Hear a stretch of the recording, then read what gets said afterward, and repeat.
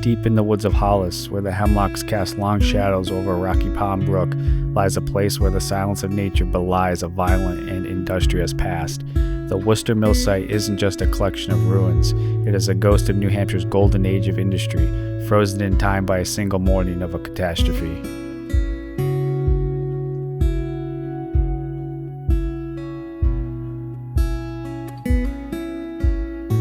In the late 19th century, this site was a masterpiece of Victorian-era engineering. Owned and operated by the Worcester family, descendants of some of Hollis's earliest settlers, it was a combined mill.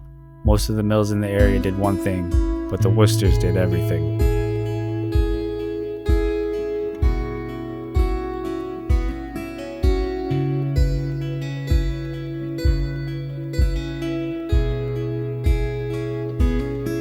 Utilized a hybrid power system that was cutting edge for the time. A sophisticated dam system harnessed the drop of the brook to turn massive water wheels. To combat the freezing New England winters and dry summers, they installed a massive wood-fired steam boiler. This allowed the mill to operate 24 hours a day, processing timber, grinding grain, and shaping the barrels that carried New Hampshire's apples across the Atlantic.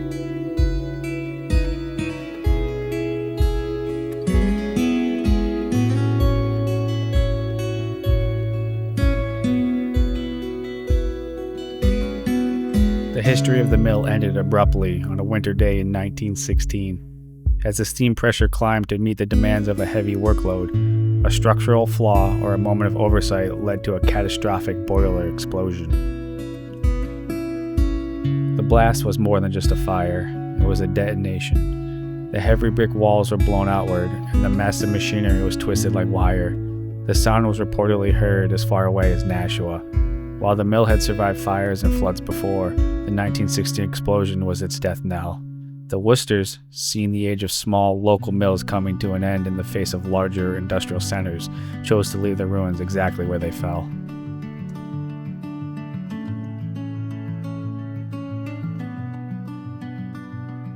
Visiting the site today via the Beaver Brook Trails is an exercise in historical detective work. The forest has grown through the floorboards, but the skeleton remains. You can see the massive hand-cut granite blocks that form the pit for the water wheel.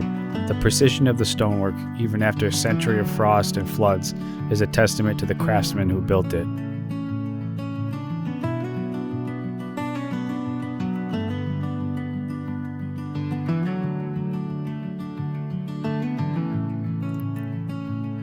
One of the most haunting features of the site is the soil itself. For dozens of yards around the foundation, the ground is stained red. These aren't rocks.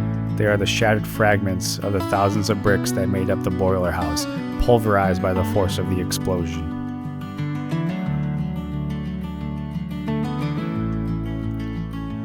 Look closely at the larger stones, and you'll find rusted iron pins and bolts still anchored deep in the rock, remnants of the heavy saws that once vibrated the very ground that you stand on.